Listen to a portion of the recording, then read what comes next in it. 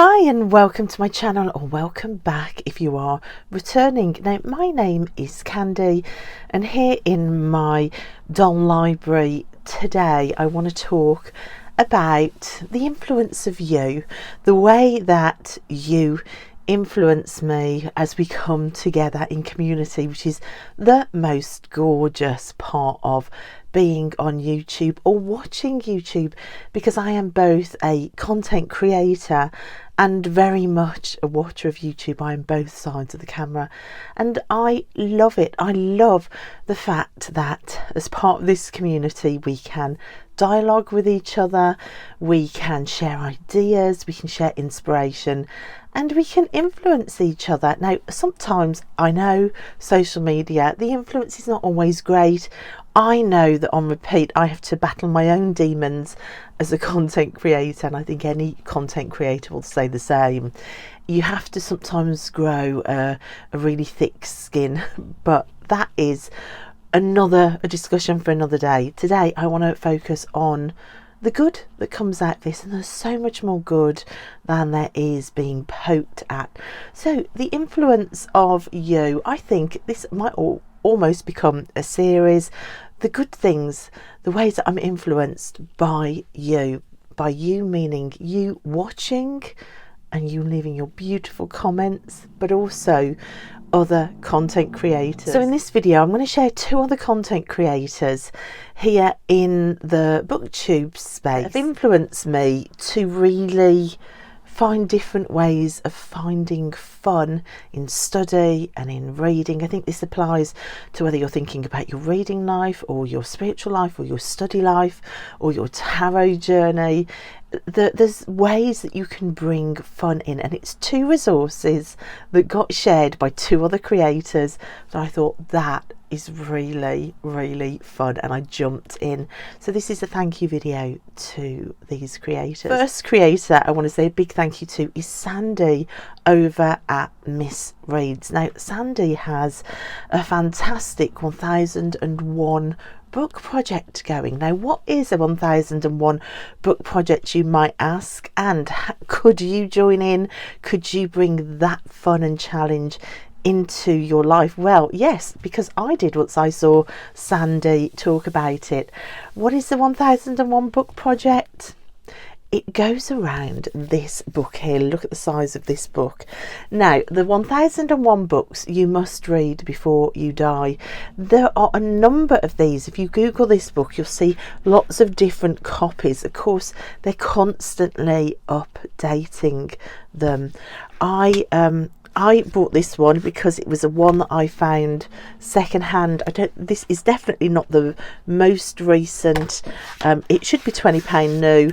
I got this for £3 on World of Books with delivery. I think it probably cost more than £3 to deliver, but there you go.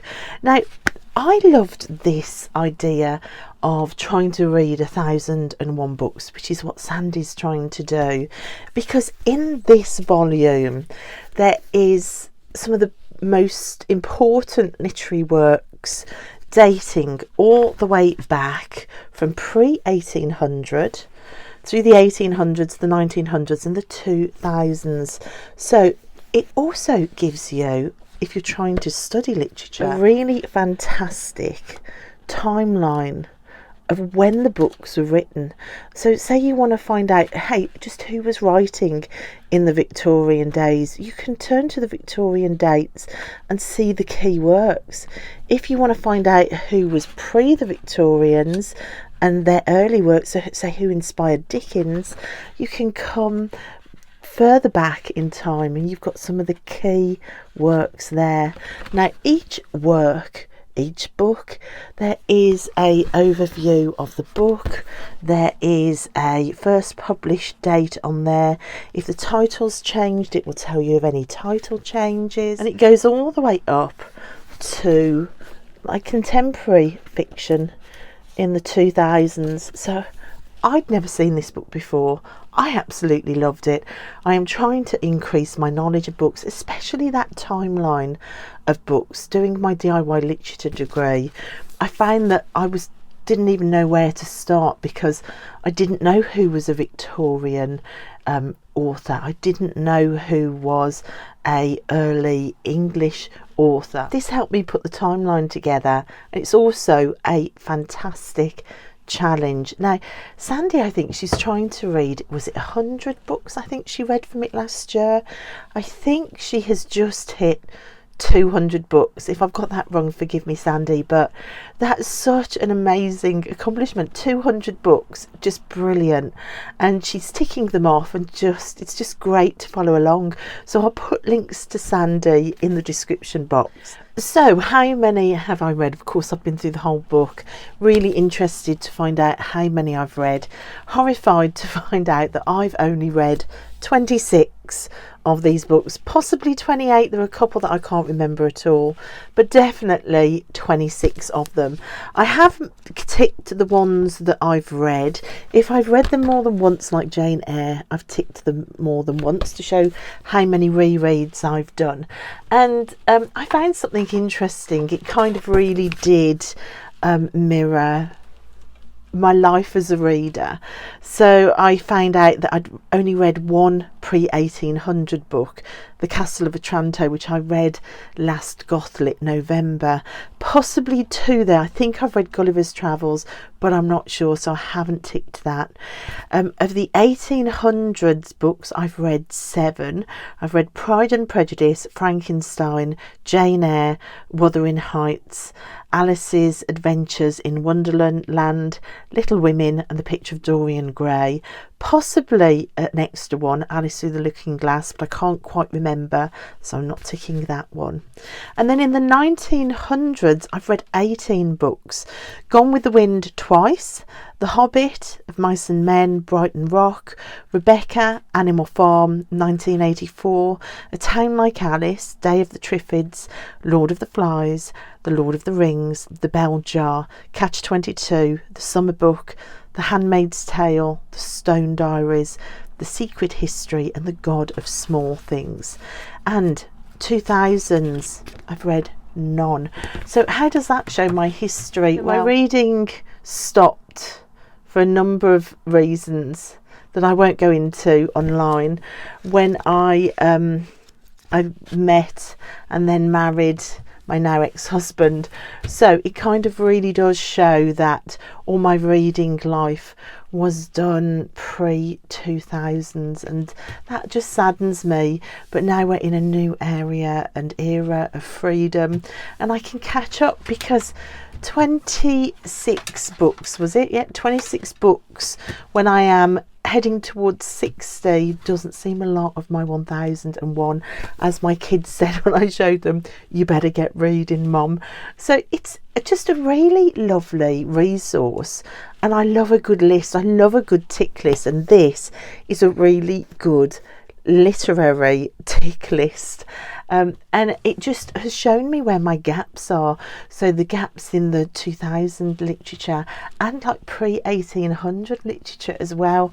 It's going to be so much fun just to go searching for the next read through this. So a great big thank you to Sandy for introducing me to this, and for her videos providing an inspiration to give reading these key texts a go and just enjoy ticking off that list. To watch Sandy's videos and to see her ticking them off, and to see her like clocking up another 100 books, that's such invaluable inspiration. If you're not in school and you haven't got a teacher teaching you, or you're not in contact with a circle of readers, to have that ready availability of inspiration online and a heads up for a really fun resource. That's what being in community is all about. I have had so much fun flicking through this book and putting the titles of the books in my mind, so that when I'm standing in front of a vast array of secondhand books in a charity shop, titles are jumping out at me, and I think, oh, that's a key text, that's an important classic, so I know what to buy with my 50 pences and my 30 pences. So Sandy, brilliant inspiration there. I'm going to really enjoy tackling a 1001 book challenge. But the next shout out goes out to Gemma from Gem of Books.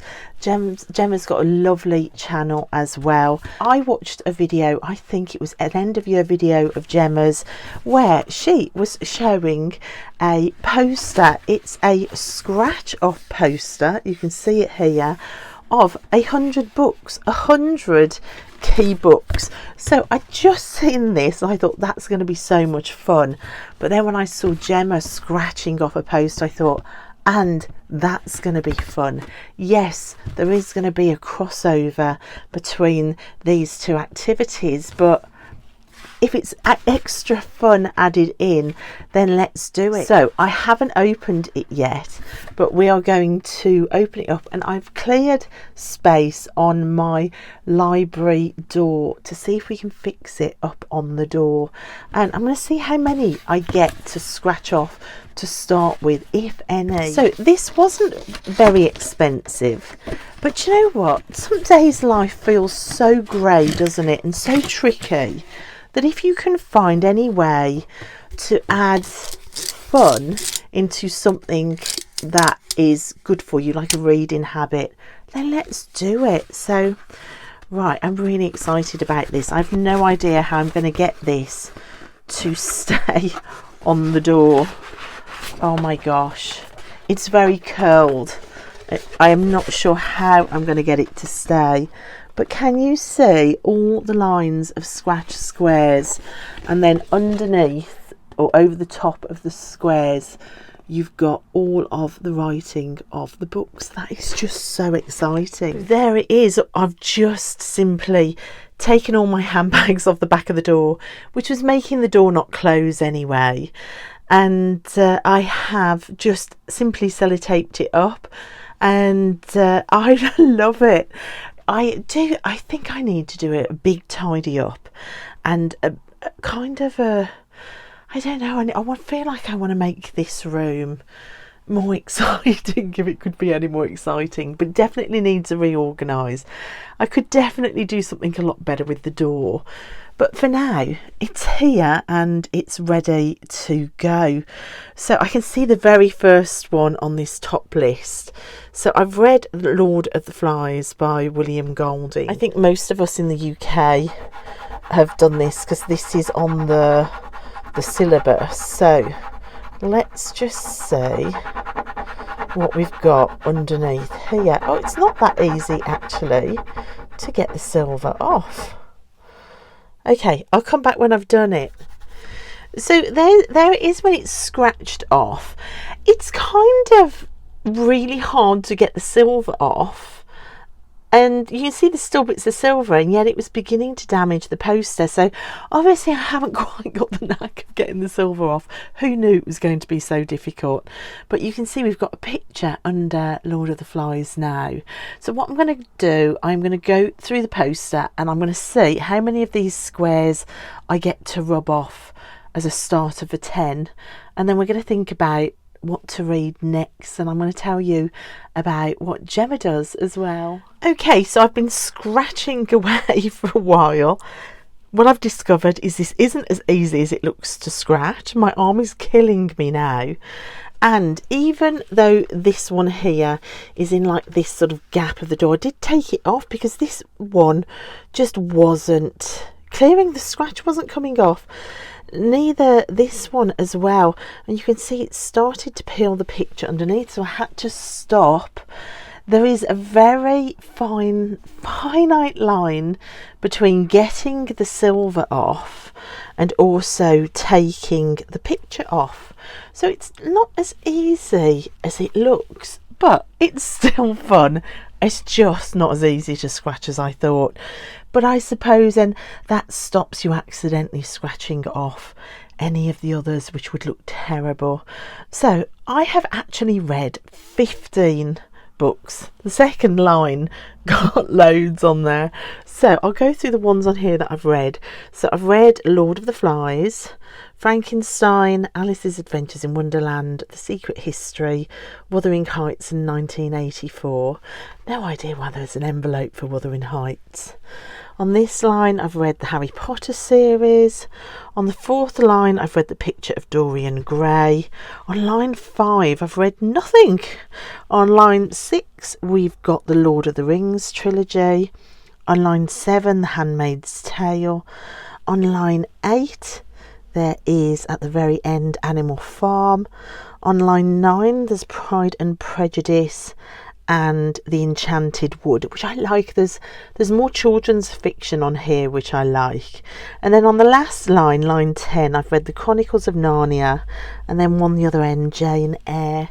So those are the 15 that I've read. So you can see there's 10 lines of 10 books. Now, I know that what Gemma's doing, she's trying to read a book from every line in the year and across the year. So she likes to try and scratch off at least 10 books a year on this. So one from each line, and she picks her TBR.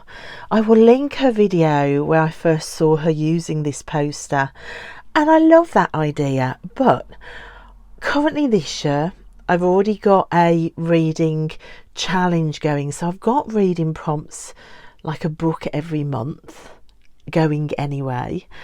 And also I am trying to only read the books I find in charity shops.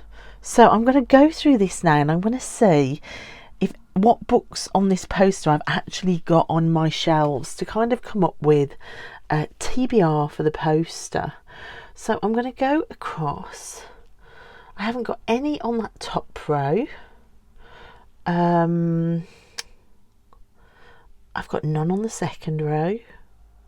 Have I got any? I've got Great Expectations, and I've got his Dark Materials trilogy by Philip Pullman in the house. Both of those found second hand, and I am trying to read Charles Dickens this year, so I might put those two on my TBR. I'm definitely going to put those two, although this is a trilogy, so this is 3 books there. I've got The Catcher in the Rye, which I recently found in a charity shop, so that's 3 squares. What else have I got? Have I got any more? I've got the Poisonwood Bible, which I found in a charity shop, and The Adventures of Huckleberry Finn and Gulliver's Travels. So I've got 3 there. I've got Macbeth to read. So we're finding some, aren't we? I've got Game of Thrones, but do I want to start another big series? I mean, if that just means the first book, then I've read the first book, but I can't remember it. So I'm not going to cross that off. I really want to read The Hound of the Baskervilles this year, even if I have to buy it new. So I'm going to take that as a one to be read. I've got The Mill on the Floss. I've got The Count of Monte Cristo, although that's huge, and with all the Dickens readings, I don't think I'm going to have time to read that. I think I've got Winnie the Pooh Complete Collection as well. Oh, Hamlet. I've read Hamlet. That's one to be crossed off. I missed that one. So I've read 16 on here. What else have I got? Have I got Tess of the D'Urbervilles? I'm going to go and check my shelf. Oh, I'm reading Dracula. That's planned for next month. So that's one. I've got A Tale of Two Cities to read this year. And I'm not sure whether I haven't read Watership Down. I definitely got halfway through as a kid, but I'm not sure whether I finished it. Okay, so I'm going to write those down, see how many I've got. I'm going to check Tess of the D'Urbervilles, and I'm going to scratch off Hamlet as well. Okay, I have gone through my bookshelves, and I have tried to see what I've already got here already on the bookshelves. All of these are second hand. You'll see they're all different editions, but I actually have enough for 12 squares, but it's actually 14 books because one of them is a trilogy, so that's a lot to add into a TBR. So there's some Charles Dickens which I was planning to read at least one of these Charles Dickens. So A Tale of Two Cities is on the poster, and I've already got this one which I was planning to read as my May book for my reading challenge, my Gate May, because it was the reading challenge for May is any book with a gate on the cover. So Tale of Two Cities was already in there, so that's fantastic. But also on there is the Great Expectations. This, I've literally just got this out the freezer to show you. This I only found the other day in a charity shop. So really old Wordsworth Classics version of it. I've never read Great Expectations. I wonder if I can squeeze this in as well with the Dickens reading. If I try and speed up on one of the books, I might be able to put that one in as well. Another one on there which I've got waiting to go for Fanguary, which is my reading prompt for February, is Dracula. So that's already planned to be read for the year. So that's 3 books. I also have To Kill a Mockingbird, which I found for 30p. It is an old kids school book. It's got loads of school notes in. Look, you can see it's been written all over, but I quite like that. So there's loads of notes in there. I've never read To Kill a Mockingbird, so I've got that on the shelf. So that's 4. I found The Adventures of Huckleberry Finn as well. I've got that to read. 5. 6 is Gulliver's Travels, which I found for 30p. I also found The Catcher in the Rye as well. At the same time as I found To Kill a Mockingbird, these two were sat next to each other. So I've got that one. I do have a copy which I found in Stratford of George Eliot's The Mill on the Floss. So that's a possibility.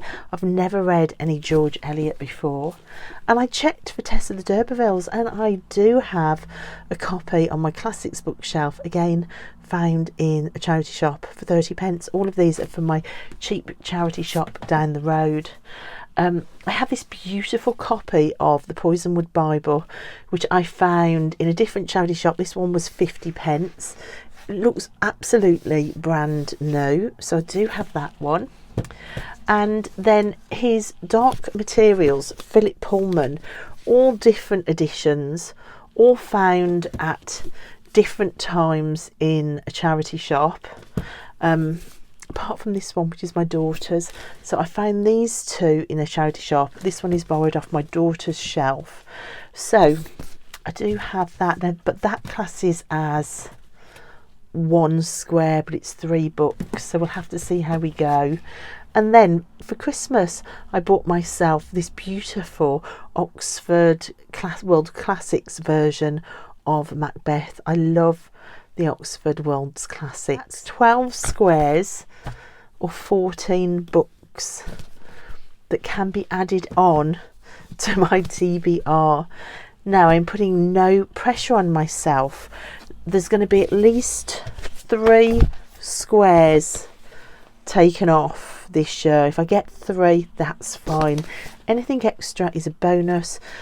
I don't want to rush any of these books. These are real classic books. I think to throw rush into the equation with them would be an absolute sacrilege, and it would spoil it. So I'm going to aim for 3 squares this year. If I get to more of these, then absolutely fantastic. If I don't, no problem. I'm going to come back at the end of the year and I'm going to show you how the poster has done over the year. So really extra little bit of good fun there. So thank you to Gemma for that, for showing me another way to have fun with reading. So guys, community, whichever side of the camera you're on, or whether you're on both sides of the camera like me, it's just really nice to share ideas, share ways of having fun, share challenges, share lists, share new books, and just to give each other inspiration, and I really appreciate it. So thanks guys so much for being here and for watching, and I'll see you next time. Bye.